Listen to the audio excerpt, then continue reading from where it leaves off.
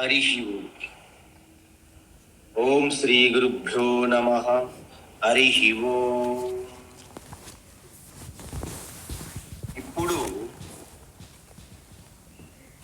భగవాన్ శ్రీకృష్ణ అర్జునునికి 3 రకములైనటువంటి వాదనలతో యుద్ధం చేయడానికి సన్నద్ధం చేస్తున్నారు. మొదటి వాదన, ఆత్మస్వరూప తత్వం ఆధారంగా పుట్టేది ఏమీ లేదు, మరణించేది ఏమీ లేదు, ఆత్మ నిత్యము సత్యము, కాబట్టి నీవు యుద్ధం చేయాలి. అది మొదటి వాదన.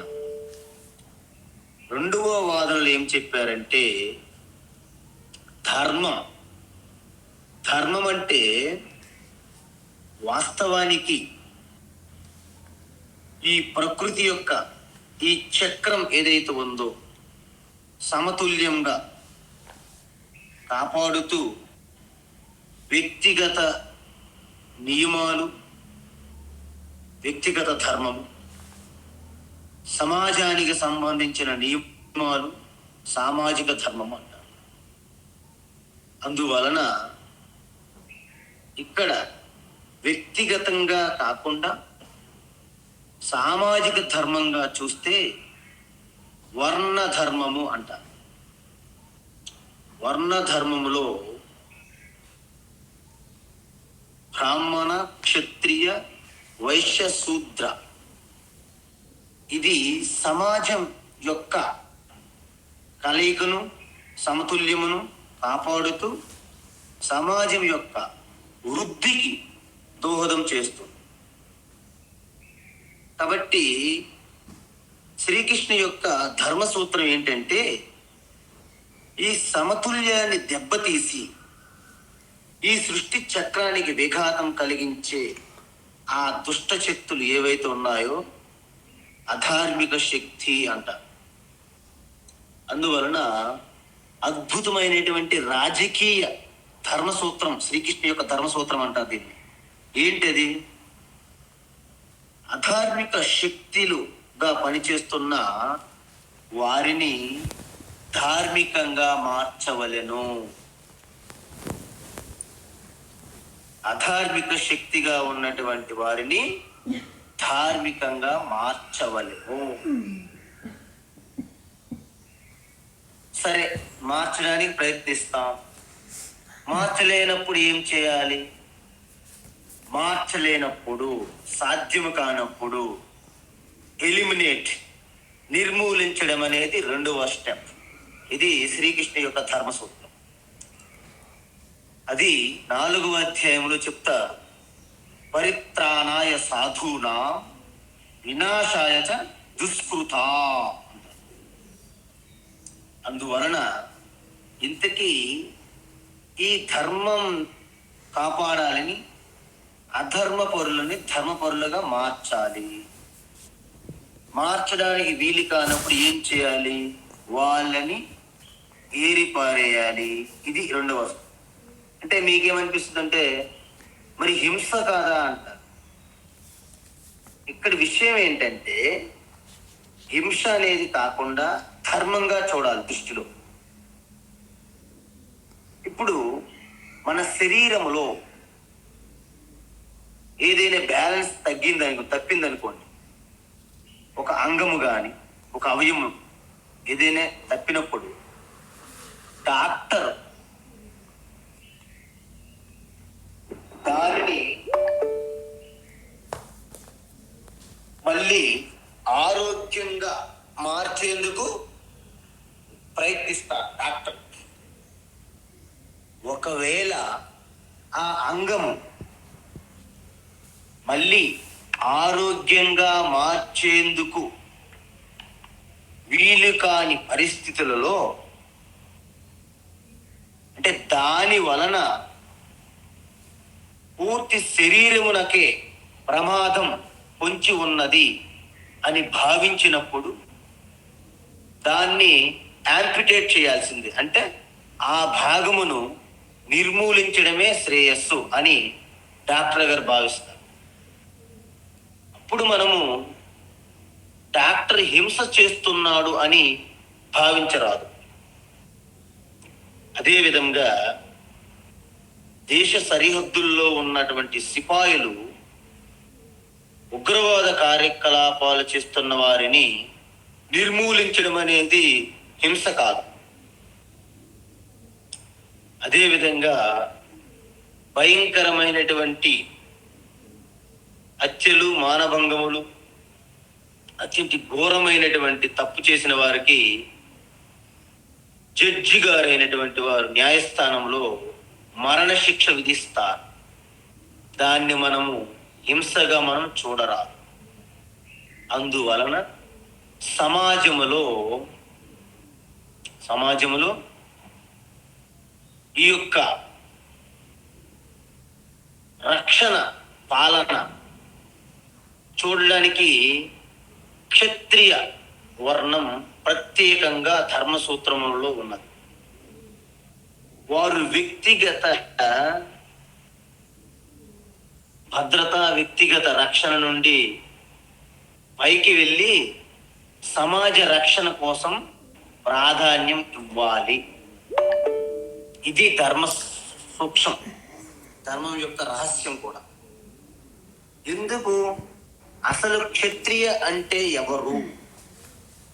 క్షతాత్ అంటే అధర్మాత్ అంటే అధర్మం నుండి, త్రాయతే అంటే రక్షించే వారిని క్షత్రియ ఉచ్యతే అంటారు. అంటే అధర్మము నుండి రక్షించే వారిని క్షత్రియులు అంటారు. అందుకే ఈ విధంగా రక్షించే డ్యూటీ, బాధ్యత బ్రాహ్మణులకు లేదు, వైశ్యకు లేదు, శూద్రకు లేదు, ఒక్క క్షత్రియుకు ఉన్నది ఈ బాధ్యత, డ్యూటీ. ఒకవేళ అర్జునుడు దాన్ని చేయలేదు అనుకోండి, అకరణే ప్రత్యవాయ పాపము అంటారు. కొన్ని మనము చేసామనుకోండి, చేస్తే కొన్ని పాపాలు ఉంటాయి. ఏంటవి? సురాం న పిబేత్, కలంజనం న భక్షయేత్. అంటే ఏంటి? ఈ మందు, సారాయి మందు తాగడం అనేది పాపము. కలంజనం న భక్షయేత్, మాంసాది ఆహార పదార్థం తినడం కూడా పాపమే. ఇవి చేయడం వలన మనకి పాపం వస్తున్నది. మరి అకరణే ప్రత్యవాయ పాపం అంటే కొన్ని మీకు డ్యూటీస్ అంటే బాధ్యతలు ఉంటాయి, అవి మీరు చేయకుండా ఉంటే పాపం వస్తుంది మీకు. ఏంటది? ఇప్పుడు క్షత్రియ డ్యూటీ, బాధ్యత, దాని నుండి అర్జునుడు తప్పించుకుంటే ఆయనకి పాపం అంటుకుంటుంది. వాస్తవానికి ద్రోణాచార్య బ్రాహ్మణోత్తముడు, బ్రాహ్మణ వర్ణం, వారు యుద్ధం చేయడానికి వీలు లేదు, కానీ వారు యుద్ధం చేశారు. వారు యుద్ధం చేయడం వలన వారికి ప్రత్యేక పాపం. అదే అర్జునుడు యుద్ధం చేయకపోతే ప్రత్యేక పాపం. చూసారా? ఇది వర్ణ ధర్మము అంటారు. సో ఆ విధంగా చూసుకున్నా, ఏ అర్జున అత ఒకవేళ ఇమం ధర్మ్యం అంటే ధర్మయుక్తమైనటువంటి ధర్మ రక్షణకై, అంటే ఈ విధంగా భగవాన్ కృష్ణ ఆ యుద్ధాన్ని ధర్మయుద్ధంగా మార్చారు ఆల్రెడీ. ధర్మ్యం సంగ్రామం అంటే యుద్ధం, యుద్ధ క్షేత్రంలో ఆ యుద్ధ సంగ్రామంలో నా కరిష్యసి, నీవు యుద్ధం ఒకవేళ చేయకున్నచో, చేయకున్న వెనక్కి వెళ్ళినట్లయితే తతః దాని మూలంగా నీ యొక్క స్వధర్మం విడిచిపెట్టినందున పాపం, ప్రత్యవాయ పాపం మూటగొట్టుకుంటావు. అదేవిధంగా కీర్తించ అంటే నీకు వచ్చినటువంటి ఈ ఖ్యాతి, ఈ కీర్తి, ఈ యొక్క నేమ్ అండ్ ఫేమ్ ప్రపంచమంతా, విశ్వమంతా వ్యాపించి ఉన్నది. అది కూడా నువ్వు వదులుకుంటావు. ఏమవుతుంది? స్వధర్మ పాలన విడిచిపెట్టావు, నీ కీర్తిని కూడా పక్కన పెట్టావు. లాస్ట్కి ఏమవుతుంది? పాపం అవాప్స్యసి, నువ్వు పాపమును పొందుతావు. అంటే ఇక్కడ ధర్మయుద్ధం చేయడం వలన ఎంతో గొప్పవంతులు ధర్మాత్ములు పొందే ఆ స్వర్గము నీకు అనాయాసంగా ద్వారములు తెరుచుకుంటున్నాయి ఈ యొక్క ధర్మయుద్ధం చేయడం వలన. కానీ ఈ యుద్ధము నుండి నీవు వెనుదిరుగుట వలన స్వర్గం మాట పక్కన పెట్టు, పాపమును పొందుతావు అంటున్నా. సో ఈ విధంగా ఇది రెండో వాదన. నువ్వు ధర్మం పరంగా చూసినప్పటికీ నువ్వు యుద్ధం చేయాల్సిందే. ఆత్మస్వరూప తత్వం పరంగా చూసినా యుద్ధం చేయాల్సిందే. అప్పుడు అర్జునుడికి ఒక డౌట్, నేను ఆత్మను ఒకవేళ నమ్మకపోయినట్లయితే ఈ పుణ్యము పాపము ధర్మము ఈ స్వర్గాలు వీటిని నేను నమ్మను కృష్ణ అని ఒకవేళ నీ ఉద్దేశం అయినట్లయితే, ఇప్పుడు చెప్తున్నాడు శ్రీకృష్ణ పరమాత్మ మూడవ వాదన తీసుకొచ్చారు.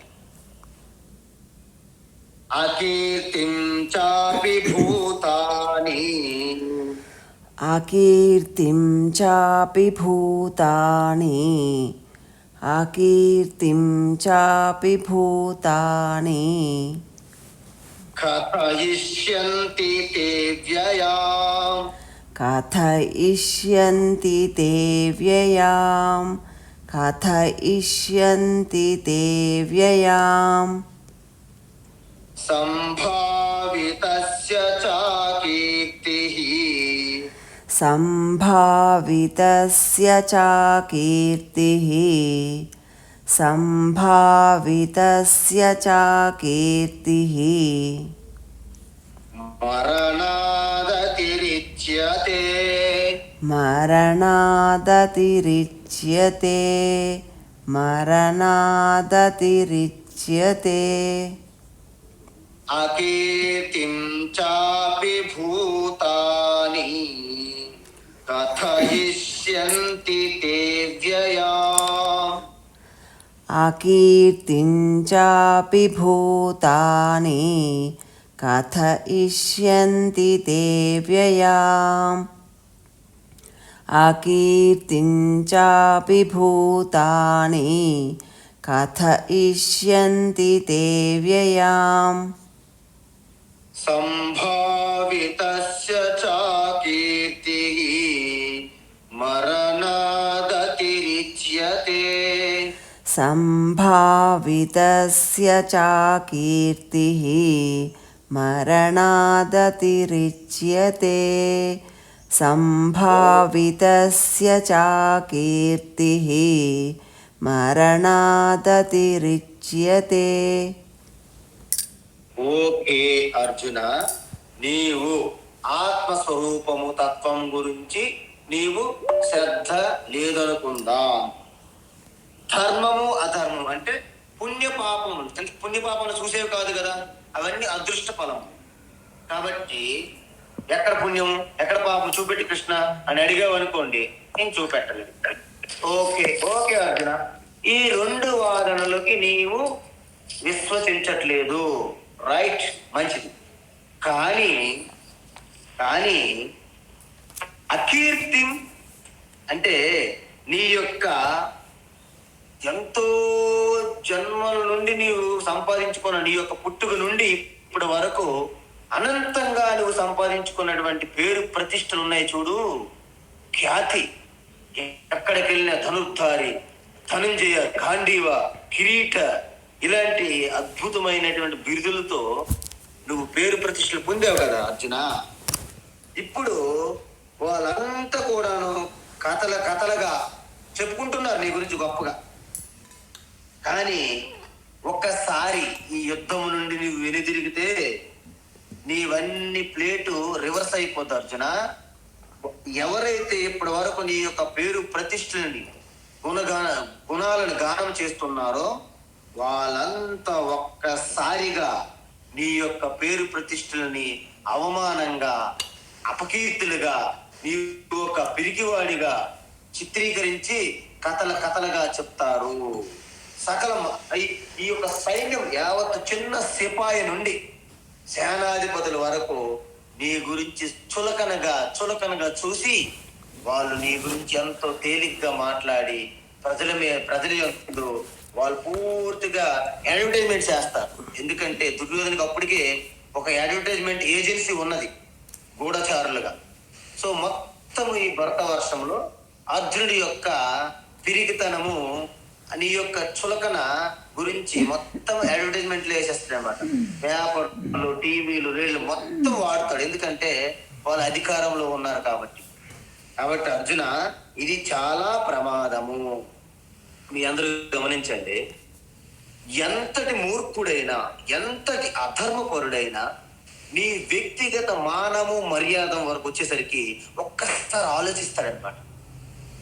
ఎంతటి ధర్మాత్ముడైనా, ఎంతటి అధర్మపరుడైనా, ఇద్దరు కూడా రెండు వైపులు నీ మానము మర్యాద, పేరు, ప్రతిష్ఠ అనేసరికి సరే ఈ తత్వము ధర్మము పక్కన పెట్టండి, నా యొక్క గొప్పతనం, పేరు, ప్రతిష్ఠ అని వచ్చేసరికి ఒక్కసారి షాక్ అయి ఆగుతారనమాట. చిన్న ఉదాహరణ మనం చూద్దాం. రామాయణంలో కైకమ్మ దశరథ మహారాజు దగ్గర 2 వరములు ఎప్పుడో పొందారు.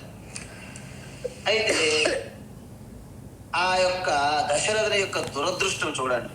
అప్పుడెప్పుడు కోరుకోవచ్చు కదా, ఆ వరములకి వాయిదా వేశారన్నమాట. నాకు ఇష్టం వచ్చినప్పుడు కోరుకుంటాను.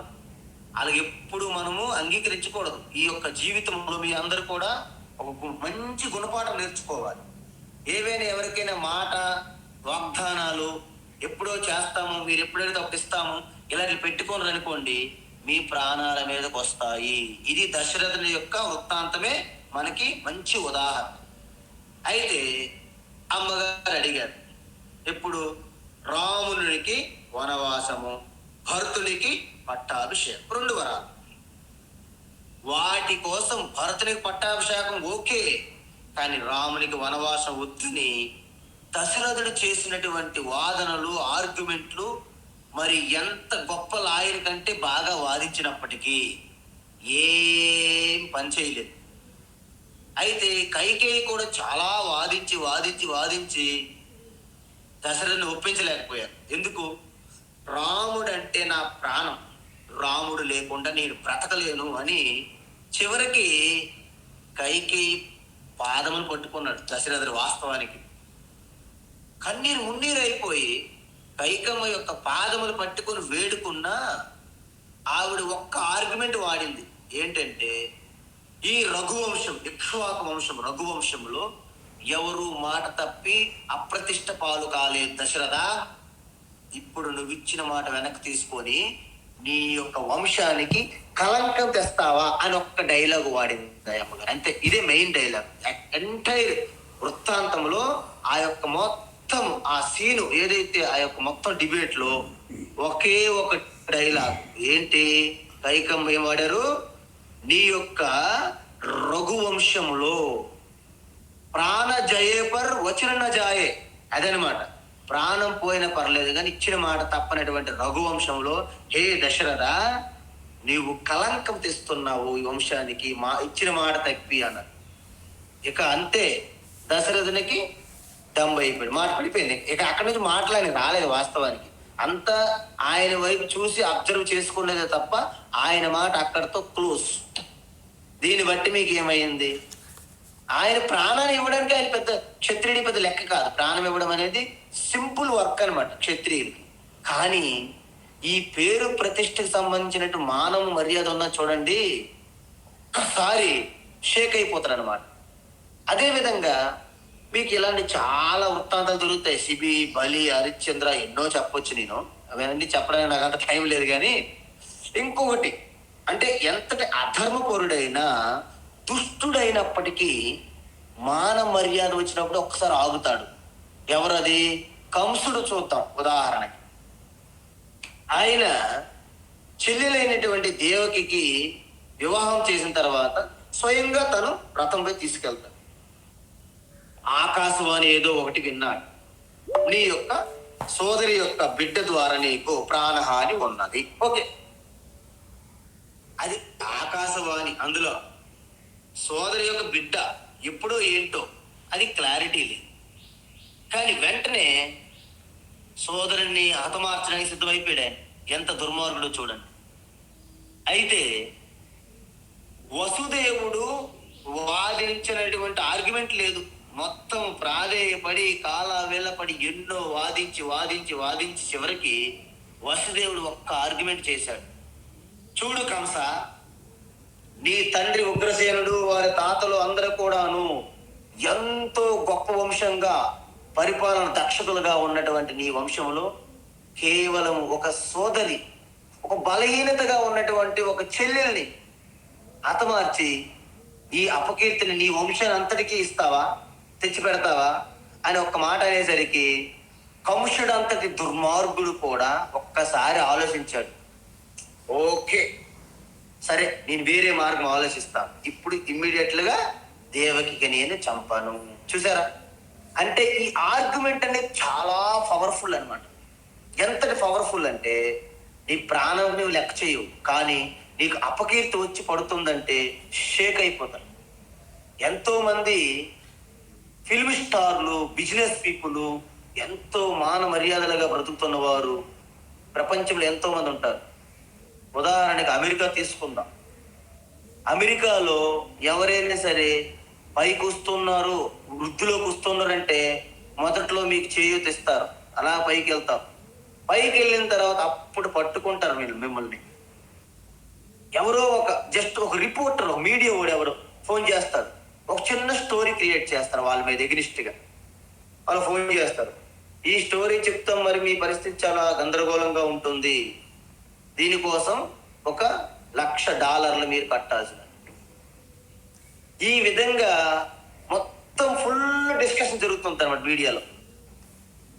దాన్ని తట్టుకోలేక వాళ్ళు అనుకుంటారు, నాకు ఈ పేరు, నేము, ఈ ఫేము, ఈ యొక్క పేరు ప్రతిష్టలు రాకుండా సాదా సీదాగా రోడ్డు మీద నడుచుకుని వెళ్ళే ఒక సామాన్య పౌరుడిగా ఉంటే ఎంత ఆనందంగా ఉండేదో అని నరక యాతన అనుభవిస్తుంటారు. దీన్ని బ్లాక్ మెయిలింగ్ అంటారు, విన్నారు కదా? బ్లాక్ మెయిలింగ్ అనేది అంటే భయపెట్టడము, మీ యొక్క లేని పని చిత్రీకరించి క్రియేట్ చేసి మీ మానము మర్యాదల మీద దెబ్బ కొడతారు అన్నమాట. కాబట్టి నీ యొక్క మానము, గౌరవము, పేరు ప్రతిష్టలని అలా కంటిన్యూ కావాలంటే నువ్వు ఖచ్చితంగా యుద్ధం చేయాల్సిందే అర్జున అని శ్రీకృష్ణుడు అంతటి వాడు కూడా అల్టిమేట్ ఆర్గ్యుమెంట్.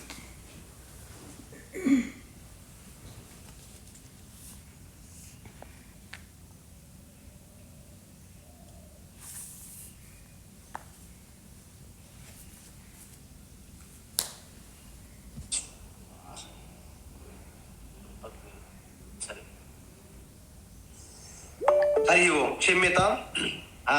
అయితే శ్రీకృష్ణ అంతటి వారు కూడా తన అల్టిమేట్ ఆర్గ్యుమెంట్ వాడాల్సి వచ్చిందనమాట. ఇది ఒక లా అంటే లాయర్ వంటి బుక్ లో అల్టిమేట్ ఆర్గ్యుమెంట్ అంటారు. అన్ని తీసిస్తే మీరు అన్నిటికీ ఒప్పుకోరు. తత్వమా, అది ఎవరు చూశారు? ధర్మమా, వాటితో నాకు పని లేదు, వీటితో పని లేదు, అన్ని మీరు కొట్టి పారేస్తారు. కానీ మీ పైకి వచ్చే ఆ యొక్క మర్యాద, గౌరవము, పేరు ప్రతిష్ట, కీర్తి మీద వచ్చిందనుకోండి, అప్పుడు మీరు షేక్ అవుతారు.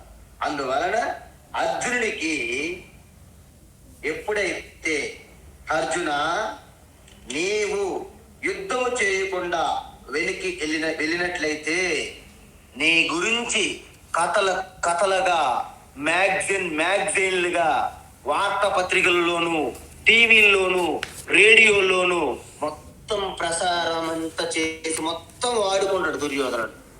నువ్వేదో గొప్ప త్యాగపరుడు అనియు, హింస వద్దని, అహింసాపరుడు, శాంతి అని మన మహాత్ములు చేశారు.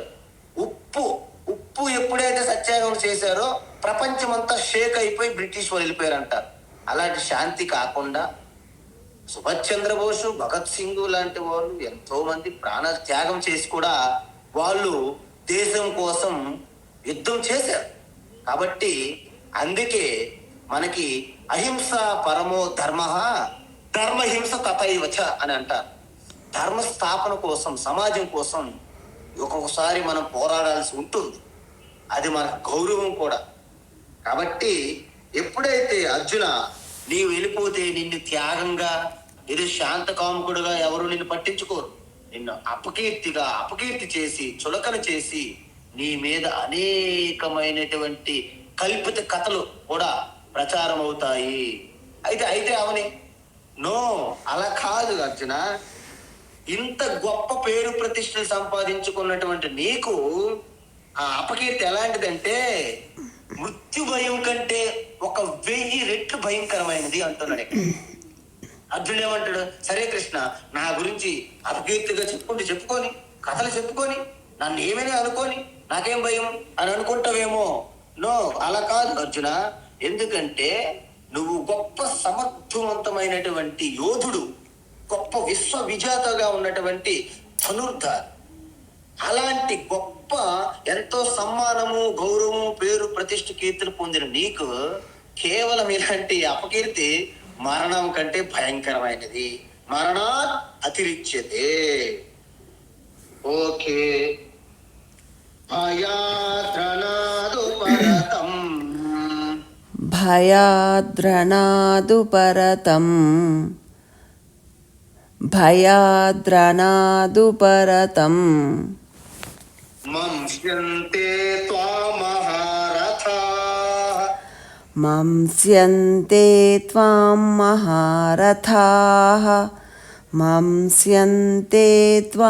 మహారథాః ఏషాం చ త్వం బహుమతః ఏషాం చ త్వం బహుమతః భూత్వా యాస్యసి లాఘవం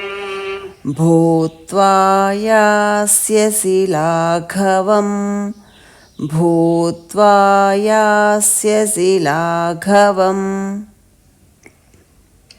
భయాద్రణాదుపరతం మంస్యంతే త్వామహారథాః భయాద్రణాదుపరతం మంస్యంతే త్వాం మహారథాః భయాద్రణాదుపరతం మంస్యంతే త్వాం మహారథాః ఏషాం చ త్వం బహుమతః భూత్వా యాస్యసి లాఘవం ఏషాం చ త్వం బహుమతః భూత్వా యాస్యసి లాఘవం ఏషాం చ త్వం బహుమతః భూత్వా యాస్యసి లాఘవం. ఓకే అర్జున, నీకు ఆల్రెడీ ధర్మసూత్రములు నీకు తెలుసు కాబట్టి ఏమంటారు ధర్మసూత్రాల్లో? ప్రాణం వాపి పరిత్యజ్య మానమేవాభిరక్షతు అనిత్యో భవతి ప్రాణః మానస్తు ఆచంద్రతారకం అంటారు. అంటే ఏంటంటే ఈ యొక్క ప్రాణం అనేది చాలా అనిత్యము, సింపుల్ గా ఎప్పుడు కూడా విడిచిపెట్టొచ్చు. కానీ మానము గౌరవం ఉన్న చూడండి, ఆ చంద్రతారకం అంటే కొన్ని యుగాలు నీ యొక్క పేరు ప్రతిష్ఠ నిలిచి ఉంటాయి. అందుకే పేరు ప్రతిష్ఠ అనగానే అర్జునికి కాస్త భయం పుడుతుంది అనమాట. ఏమంటున్నాడు? ఏ అర్జున, నీవు యుద్ధము చేయకుండా వెనుదిరిగి వెళ్ళినట్లయితే నువ్వు శాంతి కాముకుడుగా వెళ్ళిపోయావని ఎవ్వరు భావించరు, ఏ ఒక్కరూ భావించరు. మరి ఏ విధంగా భావిస్తారు కృష్ణ? భయము అంటే యుద్ధము నుండి భయపడి పారిపోయాడు అర్జునుడు. చూసారా, అర్జునుడు ఇన్నాళ్ళు ఆయన చుట్టూ చెప్పినటువంటి ఈ కథలన్నీ కేవలం కల్పితాలే. అర్జునుడికి అంత శక్తి లేదు, అంత ధైర్యం లేదు. చూసారా, మన యొక్క సైన్యం 11 అక్షోహిణీల సైన్యం చూసి అర్జునుడు ఒలిగిపోయి పారిపోయాడు. ఈ విధంగా చెప్తారు అర్జున నీ గురించి. ఈ విధంగా ఈ మహారథులందరూ కూడాను మన్యంతే, ఈ విధంగానే నీ గురించి ఆలోచిస్తారు. దీనికంటే భిన్నంగా ఎవ్వరు నిన్ను అమ్మో అర్జునుడు ఇంత ప్రాణ నష్టం జరుగుతుందని, హింస జరుగుతుందని భయపడి ఏదో గౌరవం, ప్రేమతో, కరుణతో యుద్ధం నుండి వెళ్ళిపోయాడని ఏ ఒక్కరూ భావించరు. ఎందుకు? వీళ్ళందరూ కూడాను నిన్ను చాలా చులకన చేసి లాఘవంగా, అంటే సింపుల్ గా ఉద్యోగులు అనమాట, షటాటికల్ గా. అర్జునుడు పేపర్ పులి, పేపర్ మీద ఉన్నటువంటి పులి లాంటి వాడు. అర్జునుడు వాస్తవానికి పులి కాదు, ఇదంతా పేపర్ మీద ఉన్నటువంటి పులే అని నిన్ను చాలా చులకనగా చేసి అనేక విధములుగా నిన్ను దూషించి, నిన్ను చాలా తేలిగ్గా చేసి, చులకనగా మాట్లాడి నీ యొక్క కీర్తిని, ప్రతిష్టని గంగపాలవుతుంది అర్జున అని చెప్తారు. అయితే ఇంక అక్కడితో ఆగారా? ఏమి ఇంకా అవలేదు. అవాచవాదాంచ బహూన్ అవాచ్యవాదాంశ్చ బహూన్ అవాచ్యవాదాంశ్చ బహూన్ వదిష్యంతి తవాహితాః వదిష్యంతి తవాహితాః వదిష్యంతి తవాహితాః నిందస్తవ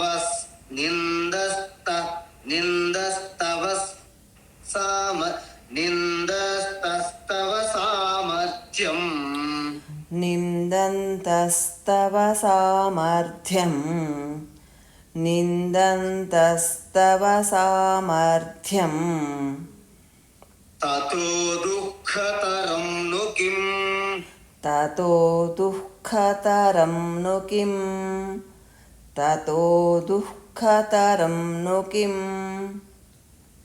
అవాచవాదాం చ బహూన్ వదిష్యంతి తవాహితాః అవాచ్యవాదాంశ్చ బహూన్ వదిష్యంతి తవాహితాః అవాచ్యవాదాంశ్చ బహూన్ వదిష్యంతి తవాహితాః నిందంతస్తవ సామర్థ్యం తతో దుఃఖతరం ను కిం నిందంతస్తవ సామర్థ్యం తతో దుఃఖతరం ను కిం నిందంతస్తవ సామర్థ్యం తతో దుఃఖతరం ను కిం. అర్జున కేవలము యుద్ధం నుండి పారిపోయాడు అర్జున అని ఇలా చాలా తేలిగ్గా చెప్పడమే మాత్రమే కాకుండా అవాచ్యవాదాంశ బహు అంటే అర్జున నేను ఒక యోగ్యమైనటువంటి ఒక మంచి జీవితం గడుపుకొని వస్తున్నటువంటి వ్యక్తిని నేను. ఆ మాటలు నా నోటితో ద్వారా కూడా చెప్పలేను అర్జున. అంటే వాళ్ళు నా నోటి ద్వారా నేను చెప్పలేని విధంగా నేను నిందిస్తారు. అంటే మామూలు నిందించడం కాదు అది. అంటే అర్జున నువ్వు నాకు మిత్రుడు చిన్నప్పటి నుండి, నా మిత్రుడికి అలాంటి అత్యంత తేలికమైనటువంటి దురదృష్టకరమైనటువంటి ఆ నింద, ఆ మాటలు నేను ఊహించి నా నోటి ద్వారా కూడా పలకలేకపోతున్నాను. అంత దారుణంగా నిన్ను హేళన చేస్తారు అర్జున. అవాచ్య అసలు నా నోటండి మాట్లాడలేమో, అంత దారుణంగా నీ గురించి వాళ్ళు ఊహించుకుంటున్నారు. ఏంటి ఏవై ఉంటాయి? ఒక చిన్నపాటి సైనికుడు కూడా ఇలాగా మొత్తం ఇలా మేసం ఇలా మెలేసి ఇలాగ నడుముకు బెల్ట్ టైట్ కట్ చేసి, చూసావా నేను ఎప్పుడైతే అర్జునుడి ముందు ఇలాగ మేసం ఇలాగ తిప్పి ఇలాగ నడుముకు బెల్ట్ ఎప్పుడైతే టైట్ చేశానో నన్ను చూసి అర్జునుడు గజ వణికిపోయి పారిపోయాడు అంటాడు. ఎవరంటారు అలాగా? కర్ణుడు, భీష్ముడు అంటే పర్వాలేదు. సో సరే, కర్ణుడు, భీష్ముడు, ద్రోణుడు అంటే వాళ్ళు మహారథులు అన్నారు. ఓకే, అర్జునుడైనా వాళ్ళపై గెలవచ్చు, వారు అర్జునుడి పైన గెలవచ్చు. వాళ్ళు కాదు అర్జున, చిన్నటువంటి పద సైనికుడు, చిన్న సిపాయి, ఆ సైనికుడు ఉంటాడు చూడు, వాడు వచ్చి అంటాడు, చూసావా యుద్ధరాని కురుక్షేత్రంలో అర్జునుడికి ఎదురుగలాగా నేను ఇలా కళ్ళు తెరిచి చూశాను, అలా అర్జున్ కంట్లో చూశా. ఎప్పుడైతే అర్జున్ కంట్లో కళ్ళు పెట్టి చూశానో ఒక్కసారి అర్జునుడు గజ గజ గజ గజ వణికిపోయి యుద్ధం నుంచి పారిపోయాడు. ఇంకొకటి ఏమంటాడంటే, అక్కడికి వెళ్ళి చూసావా, ఇలాగ మన బాలయ్య బాబులా ఇలాగ తొడ కొట్టాను లేదు, అర్జునుడు మరి ఒక్కసారి మొత్తం కూలిపోయి పారిపోయాడు అంటాడు.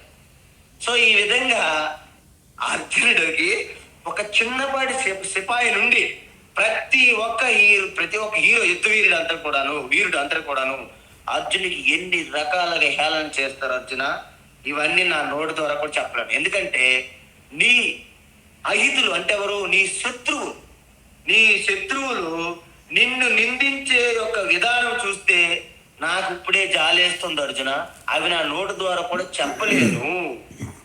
కాబట్టి ఇంతటి గొప్ప కీర్తి ప్రతిష్టలు ఉన్నటువంటి, ఇంత సామర్థ్యము శక్తి సామర్థ్యాలు ఉన్న నీకు ఈ నింద కంటే భయంకరమైన దుఃఖము బాధ ఇంకేమైనా ఉంటుందా అర్జున? సాక్షాత్ మేరు పర్వతము ఎవరెస్ట్ పర్వతాన్ని పైన వేసినా నువ్వు భరించగలవు అర్జున. కానీ ఈ నింద, ఇంతటి నిందతో కూడినటువంటి మాటలు నువ్వు భరించలేవు. ఇంతకంటే దుఃఖం అనేది ఇక ఉండదు అని అల్టిమేట్ గా చెప్పారు. అయితే ఇప్పుడు అర్జునుడు ఏం చేయాలి? సో అర్జునుడు ఏమంటాడంటే, ఓకే కృష్ణ, మాధవ, మధుసూదన, ఇప్పుడు అయితే నేను ఏం చేయాలి? ఓకే, అర్థమైంది కదా. మూడో ఆర్గ్యుమెంట్ బాగా పనిచేసినట్టున్నది నీకని. అప్పుడు కృష్ణ భగవాన్ చెప్తున్నాడు, హతో వా ప్రాప్స్యసి స్వర్గం, హతో వా ప్రాప్స్యసి స్వర్గం, హతో వా ప్రాప్స్యసి స్వర్గం, జిత్వా వా భోక్ష్యసే మహీం, జిత్వా వా భోక్ష్యసే మహీం, జిత్వా వా భోక్ష్యసే మహీం. తస్మాదుత్తిష్ఠ కౌంతేయ, తస్మాదుత్తిష్ఠ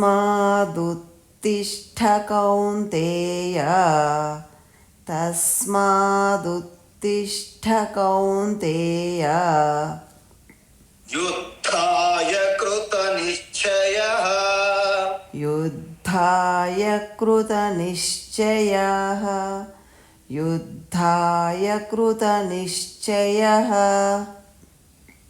హతో వా ప్రాప్స్యసి స్వర్గం, జిత్వా వా భోక్ష్యసే మహీం. హతా వా ప్రాప్స్య హతో వా ప్రాప్స్యసి స్వర్గం, జిత్వా వా భోక్ష్యసే మహీం. హతో వా ప్రాప్స్యసి స్వర్గం, జిత్వా వా భోక్ష్యసే మహీం.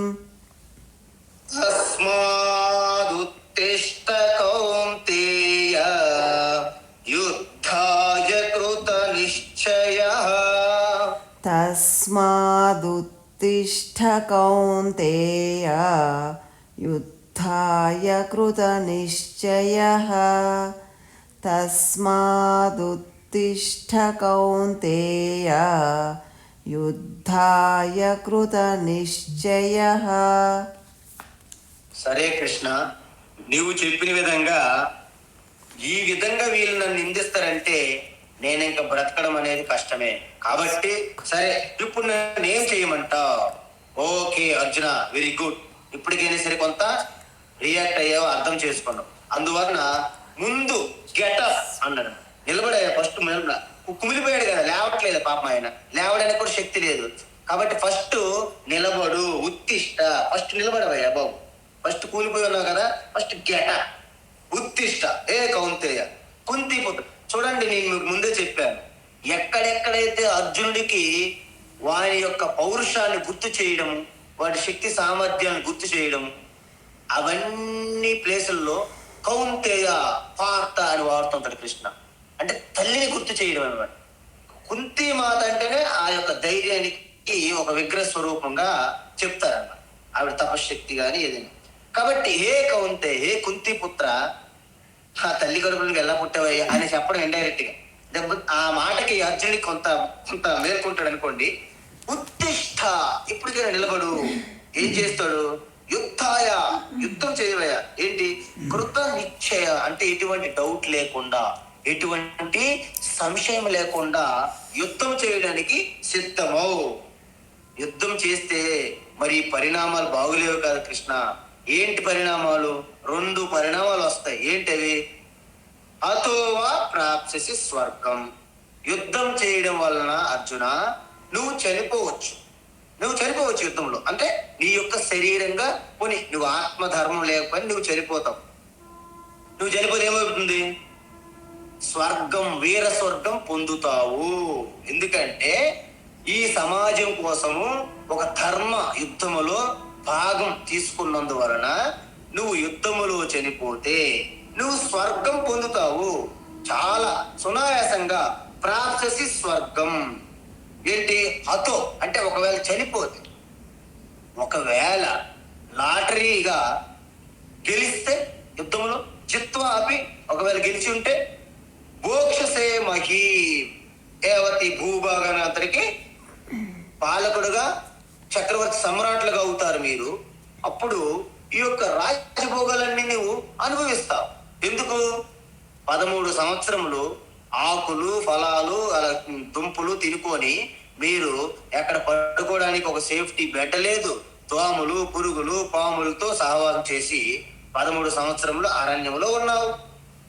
ఇప్పుడు నీకు కొంత సుఖంగా ఒక రాజభోగములు అనుభవించడంలో తప్పేముంది? కాబట్టి నువ్వు ఒకవేళ యుద్ధములో జయించినట్లయితే ఈ యొక్క రాజభోగములు ఈ భూమండలంలో ఉన్నటువంటి అధికారంతో చలాయించి ప్రజలకి సుఖశాంతులు అందించి మీరు కూడాను భోగములు పొందుతారు. కాబట్టి ఈ 2 ఏది జరిగినా నీకు మంచి జరుగుతుంది, మంగళకరం, శివం. కాబట్టి అర్జున ఉత్తిష్ట, జాగ్రత్త, ప్రాప్య వరాన్ని బోధత, గెట అండ్ బాగా ఆలోచించి యుద్ధానికి సిద్ధమవు. దీన్ని వివేకానంద చాలా ఫేమస్ గా arise, awake, stop not, still reach the goal అంటారు. కఠోపనిషత్తు అన్నమాట. ఉత్తిష్ట, జాగ్రత్త. సో ఇక్కడ వరకు పూర్తిగా శ్రీకృష్ణ యొక్క ఆర్గ్యుమెంట్స్ యాజ్ ఏ గ్రేటెస్ట్ ఒక విశ్వానికి సంబంధించినటువంటి ఒక న్యాయాధీశుడిగా ఒక ఆర్గ్యుమెంట్లు చేశారు. ఈ ఆర్గ్యుమెంట్లు అనేవి ఇప్పటి వరకు కూడా ప్రతి ఒక్కరు కూడా శ్రీకృష్ణ యొక్క రాజనీతి, ఆయన యొక్క రాయభారం చేసే విధానము, ఆయన వాదించే విధానాలు, ఆయన యొక్క సైకాలజిస్ట్ విధానము, ప్రతి ఒక్కటి కూడా ఏదో రకంగా మనందరము ఫాలో అవుతున్నాము. ఎవరైతే బాగా ఫాలో అవుతున్నారో వారు సక్సెస్ఫుల్ గా ఉంటారన్నమాట వాళ్ళ ప్రొఫెషనల్ వృత్తుల్లో. ఇది శ్రీకృష్ణుడి యొక్క అల్టిమేట్. అయితే ఏ విధంగా, ఏ దృష్టితో, ఏ నిష్ఠతో యుద్ధం చేయాలి, ఏ దృష్టితో, ఏ నిష్ఠతో యుద్ధం చేయాలి నేను అమ్మ ఏమైనా చెప్పాలనుకుంటున్నారా? హరి ఓం. లేదు స్వామిజీ. అది మీరు మ్యూట్ లో పెట్టండి. అయితే ఓకే కృష్ణ, నేను యుద్ధం సిద్ధంగా ఉన్నాను, కానీ ఏ స్థితిలో ఉంటూ ఏ నిష్ఠతో యుద్ధం చేయాలి? ఎందుకంటే ఇప్పటికీ నేను చెప్పినవన్నీ కాస్త ఓకే అనిపిస్తున్నది నాకు, కానీ ఇప్పటికీ కూడా నాకు పూర్తిగా ఉపశమనం కలగలేదు. శాంతి నా హృదయంలో ఇంకా పూర్తిగా స్థాపన జరగలేదు. ఏ దృష్టికోణంతో నేను యుద్ధం చేయగలను? ఇప్పుడు శ్రీకృష్ణుడు చెప్పినటువంటి ఏదైతే ఆర్గ్యుమెంట్ ఉన్నదో ఇది రెండింటికి సంబంధించింది అనమాట. అంటే మనము సమాజంలో ఏ విధంగా బ్రతకాలి, ఏ విధంగా మన కర్తవ్యాన్ని నిర్వర్తించాలి, ఇది చాలా ఇంపార్టెంట్ మెసేజ్. ఈ రోజు క్లాసులో మీరు ఇంటికి తీసుకెళ్లే హోమ్ మెసేజ్ అంటారు ఈ శ్లోకం అన్నమాట. కాబట్టి ఒక మంచి మెసేజ్ తో ఈ రోజు మనము సమాప్తం వైపు వెళ్తున్నాము. ఈ శ్లోకము అద్భుతమైన శ్లోకము. ప్రతి ఒక్కరూ దీన్ని కంఠస్థం చేసుకుంటే మంచిది. సుఖ దుఃఖే సమే కృత్వా సుఖ దుఃఖే సమే కృత్వా సుఖ దుఃఖే సమే కృత్వా లాభాలాభౌ జయా జయౌ లాభాలాభౌ జయా జయౌ లాభాలాభౌ జయా జయౌ తతో యుద్ధాయ యుజ్యస్వ తతో యుద్ధాయ యుజ్యస్వ తతో యుద్ధాయ యుజ్యస్వ నైవం పాపమవాప్స్యసి నైవం పాపమవాప్స్యసి నైవం పాపమవాప్స్యసి సుఖ దుఃఖే సమే కృత్వా లాభాలాభౌ జయా జయౌ సుఖ దుఃఖే సమే కృత్వా లాభాలాభౌ జయా జయౌ సుఖ దుఃఖే సమే కృత్వా లాభాలాభౌ జయా జయౌ తతో యుద్ధాయ యుజ్యస్వ నైవం పాపమవాప్స్యసి తతో యుద్ధాయ యుజ్యస్వ నైవం పాపమవాప్స్యసి తతో యుద్ధాయ యుజ్యస్వ నైవం పాపమవాప్స్యసి. ఇప్పుడు ఇక్కడ చదవడంలో కూడా మనము చాలా స్పష్టంగా ఉండాలి. ఏంటంటే నేను ఎవరో సీరియల్లో ఏవో శ్లోకాలు వచ్చాయి, భగవద్గీత చెప్తున్నాడు. అక్కడ ఎలా చదువుతున్నాడంటే తతో యుద్ధాయ యుజ్యస్వ నైవం పాప మవాప్స్యసి అంటున్నాడు ఆయన. మవాప్స్యసి అంటే మవాప్స్యసి అక్కడ ఉండదు, పాపం అవాప్స్యసి రెండు కలిపి చదవాలి. ఏంటి? పాపమవాప్స్యసి అనాలి, లేకపోతే పాపం అవాప్స్యసి అనాలి. మరి సంస్కృతం తెలియదు కదా, యాక్టర్స్ కి సంస్కృతం ఏమర్థమవుతుంది? అందువలన నైవం పాప మవాప్స్యసి అంటాడు అన్నమాట. అంటే నేను అనుకోను, ఓహో చాలా బాగా చెప్పారు, ఓకే ఎనీవే చిన్న పాయింట్ అన్నమాట. అయితే ఈ సుఖ దుఃఖే సమయకృత్వ లాభాలాభౌ జయా జయౌ అంటే ఏంటంటే మనం వాస్తవానికి ఏ కార్యక్రమం మనకు జరుగుతున్నా మీరు రెండు రకాలుగా గమనించుకోవాలి. మనం ఒకసారి ఏ వస్తువు చూసినా, సపోజ్ ఒక అద్దం చూద్దాం, అద్దంలోకి మీరు తొంగి చూశారనుకోండి, అద్దంలో తొంగి చూసేటప్పుడు ఏమేమి ఉంటాయి? అద్దము ఉంటే దానికి ఒక ఫ్రేమ్ ఉంటుంది, చుట్టూ ఒక ఫ్రేమ్ ఉంటుంది, మధ్యలో గాజు గ్లాసులు ఆడుతుంది, గ్లాస్. ఆ ఫ్రేము గ్లాస్ తో పాటు మన యొక్క ప్రతిబింబం కూడా కనిపిస్తుందా లేదా? కనిపిస్తుంది. కాబట్టి ఆ యొక్క గాజు అండ్ ఫ్రేము రెండు అద్దములకు సంబంధించినవి. మరి ప్రతిబింబం దేనికి సంబంధించింది? అద్దముకా మీకా మీద? అలా అనుకుంటే ఆ ప్రతిబింబము నాది, గ్లాసు ఫ్రేము అద్దమది. అంటే నామము రూపము, ఆ వచ్చే అనుభవం ద్వారా వచ్చే సుఖము గాని దుఃఖము గాని మూడు రకాలు ఉంటాయి. అందువలన మనం ప్రపంచములో ఏ వస్తువుల ద్వారా గాని, ఏ వ్యక్తుల ద్వారా గాని, ఏ సంబంధం ద్వారా గాని మనం ఏది చేస్తున్నా మనకి ఏంటి కారణము? దాని మీద మనం పెట్టుకున్న ఆశ, కోరికలు, లేకపోతే ఓడిపోతానేమని భయం గాని, గెలుస్తాను అనే ఒక ఆందోళన గాని, లేకపోతే దాని చుట్టూ మనం పెట్టుకున్నటువంటి కోరిక గాని, ఇవి ఆధారం అన్నమాట. ఇవే మీ యొక్క ఏ కర్తవ్య కర్మ తర్వాత అయినా సరే ఆ రిజల్ట్ ని నిర్ణయించేవేంటి? మీరు దానిపై పెట్టుకున్న కోరిక, లేకపోతే భయం. ఈ కోరిక, గెలుస్తాననే అధిక ఆందోళన, యాంగ్జైటీ, లేకపోతే ఓడిపోతాను చేయలేననే భయము, ఈ రెండే మీకు రిజల్ట్ యొక్క ప్రభావితం చేస్తాయి. అలా కాకుండా ఏదైనా కర్తవ్య కర్మ చేశారు, దాని మీద ఎటువంటి ఆశ లేదు, దాని మీద ఎటువంటి ఆందోళన లేదు, దానిపై ఎటువంటి భయం లేదు. అలా లేకుండా మనం ఏదైనా కర్మ చేశామనుకోండి, ఆ రిజల్ట్ వల్ల మీకేం కలుగుతుంది? ఏమైనా సుఖమా దుఃఖమా? రెండూ ఉండవు.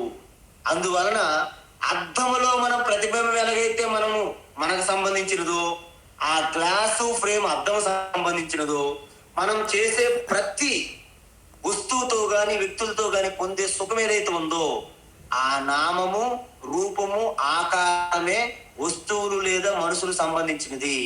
మరి దాని ద్వారా వచ్చే ఆ శాంతి ఆనందము మన స్వరూపమే. అదే విధంగా ఈ శరీరము వ్యక్తి అనే ఒక వ్యక్తి, ఈ శరీరం అనేది ఒక ఫ్రేము, మనస్సు బుద్ధి అనేది ఒక గాజు అంటే మిర్రర్ యొక్క అద్దం, గ్లాసు. ఈ ఫ్రేమ్ అనే ఈ శరీరము, ఈ మనస్సు బుద్ధి అనే ఈ యొక్క ఆ గ్లాసు, వీటి ద్వారా కలిగే ఏ అనుభూతి అయినా అది మీ ఆత్మస్వరూపమే. అదే మనం రోజు ధ్యానంలో చెప్తున్నాం. ఈ శరీరము, ఇంద్రియములు, మనస్సు బుద్ధి అద్దము, దాని చుట్టూ ఉన్న ఫ్రేముతో సమానమే. కానీ ఆ గ్లాసు పై పడుతున్నటువంటి ప్రతిబింబం ఉన్నది చూడండి, అది అద్దము సంబంధించింది కాదు, అది నాది. మరి శరీరం అనే ఫ్రేము, మనస్సు బుద్ధి అనే అద్దములో జరిగే ఎటువంటి అనుభూతి అయినా ఈ శరీరంకి బుద్ధికి సంబంధించింది కాదు, అది నా స్వరూపం ఆనందము అని మీరు తెలుసుకున్నప్పుడు మీది పైన ఉన్నటువంటి ఏ పరిస్థితులు గాని, వ్యక్తులు గాని, సంబంధం గాని ఏవి మీ ఆనందానికి ప్రభావితం చెయ్యలేవు. అందువలన సుఖము దుఃఖము సమేకృత్వ అంటే మీకు సుఖము కలిగిన దుఃఖము కలిగిన వాటిని సమత్వం ఇక్కడ నుండి మీకు సమత్వం అనే ఒక గొప్ప ఉపదేశం చేస్తున్నాడు కృష్ణ. ఆ సమత్వంగా ఉండడమే కర్మయోగము. ఇది కర్మయోగమునకు బీజము లాంటిది అనమాట. ఇక్కడ నుంచి స్టార్ట్ అవుతుంది. నేను కర్మయోగం ఎలా చెయ్యాలి అంటే, నా కర్మలో కూడా నిత్య నిరంతరము నా స్వరూపములో ఉంటూ ఏ విధంగా జీవించాలి అని చెప్పడానికి ఈ శ్లోకం ఆధారం అన్నమాట. అందువలన సుఖ దుఃఖే సమేకృత్వ అంటే సుఖము గాని దుఃఖము గాని, అదే విధంగా లాభము గాని అలాభ అంటే నష్టం. అందువలన లాభం వచ్చినప్పుడు ఆనందంగా సెలబ్రేట్ చేసుకోవడం, పార్టీలు పెట్టుకోవడము, నష్టం వచ్చినప్పుడు దీనంగా దిగులుగా బాధపడము చేయకుండా రెండింటిని కూడాను ఎదుర్కొని సమత్వ దృష్టితో ఎవరైతే నిగ్రహంతో స్థిరంగా ఉంటారో వారికి జయం వచ్చినా పరాజయం వచ్చినా రెండింటి అందు కూడాను స్పోర్టింగ్ స్పిరిట్ అంటారు, విన్నారా? గేమ్స్ లో చెప్తారు, ఓడిపోయినా గెలిచినా ఇలా షేక్ హ్యాండ్స్ ఇచ్చుకుంటారు. Okay, thank you, better luck next time, మరోసారి ట్రై చేయండి, మరోసారి ప్రయత్నించండి అని అంటాడు ఓడిపోయిన వారికి. మరోసారి ప్రయత్నించండి. అలా అన్నట్లు మనము లాభం వచ్చినా నష్టం వచ్చినా, విజయం వచ్చినా పరాజయం వచ్చినా, సుఖం కలిగిన దుఃఖం కలిగిన ఈ అన్ని పరిస్థితుల్లో కూడాను మీ యొక్క చిత్తం, మనసు, హృదయం స్థిరంగా ఎవరైతే నిలుపుకుంటారో సుఖ దుఃఖే సమేకృత్వ లాభాలాభౌ జయ జయౌ, జయము అజయ అంటే పరాజయము. ఈ రెండు ఎప్పుడైతే మీరు స్థిరంగా సమత్వ బుద్ధితో ఉన్నారో తతః అప్పుడు అందువలన యుద్ధాయ యుజ్యస్వ నీ కర్తవ్యాన్ని నిర్వర్తించు. ఇక్కడ యుద్ధం అంటున్నారు. మనం కన్ఫ్యూజన్ అవ్వకూడదు. అది యుద్ధ క్షేత్రంలో ఉన్నారు పాపం. అర్జునుడు ధనుసు పట్టుకుని ఉన్నాడు. మరి శ్రీకృష్ణుడు యుద్ధం అనకపోతే నువ్వేమైనా ఇంకేమంటే అన్నదానం చేయంటాడా, లేకపోతే ఏమైనా తీర్థయాత్రలు చేయంటాడా, ఇంకేమంటాడు వ్రతం చేయమంటాడా? కాబట్టి యుద్ధాయ యుజ్యస్వ అంటే ఈ కర్తవ్యం ఇక్కడ యుద్ధం. మీ కర్తవ్యం ఏంటి? భగవద్గీత మేము చదివాము, యుద్ధం చేయమని. కాబట్టి పొరుగులతో రోజు యుద్ధానికి దిగకూడదు మనం. ఎందుకంటే యుద్ధం అన్నాడు కదా శ్రీకృష్ణాన్ని. లేకపోతే ఏదైనా సరే అంటే మన కర్తవ్యంగా భావించాలి. కాబట్టి హోమ్ మెసేజ్ ఏంటంటే ఈ రోజు నుండి భగవద్గీత స్టూడెంట్లుగా ఉన్న మనందరం కూడాను మనకు కలిగే ప్రతి అనుభవము, ప్రతి ఎక్స్పీరియన్స్ వెనక మూడవ విషయం అనేది ఒకటి దాగి ఉన్నది. అది నా యొక్క స్వరూపము సంబంధించినది. అది మిగతా విషయములకు, నామరూపములకు ఎప్పుడు కూడాను ప్రభావితము కాదు. నేనెప్పుడు స్థిరంగా శాశ్వతంగా ఉన్నటువంటి ఆ స్వరూపం అనేది ఈ యొక్క ప్రపంచములో జరిగే ప్రతి ఎక్స్పీరియన్స్ అంటే ప్రతి అనుభవం వెనక నా స్వరూపం దాగి ఉన్నది. శాంతి రూపంగానో, ఆనంద రూపంగానో, జ్ఞాన రూపంగానో దాగి ఉన్నది. దాన్ని గుర్తించి పైన జరిగే ఈ అనుభవాలను మీరు సమత్వ దృష్టితో చూడడం అనేది ఒక గొప్ప మెసేజ్ ఈరోజు. కాబట్టి ఈ శ్లోకం అనేది మీరు ఇలా అర్థం చేసుకుంటే మీకు కలిగే ఎటువంటి అనుభవాలైనా సమత్వ దృష్టితో చూసినప్పుడు నా ఏవం పాపం అవాప్స్యసి, మీకు పాపం అనేది అంటదు. ఇది అల్టిమేట్ మెసేజ్. కాబట్టి ఇక నుండి ఈ యొక్క సాంఖ్యయోగము, ఆత్మతత్వము, బ్రహ్మ విద్య అయిపోయింది, సమాప్తం. ఇక నుండి కర్మయోగం అనేది రేపటి నుండి ప్రారంభిస్తారు శ్రీకృష్ణ. హరి ఓం తత్సత్. సర్వం శ్రీకృష్ణార్పణమస్తు.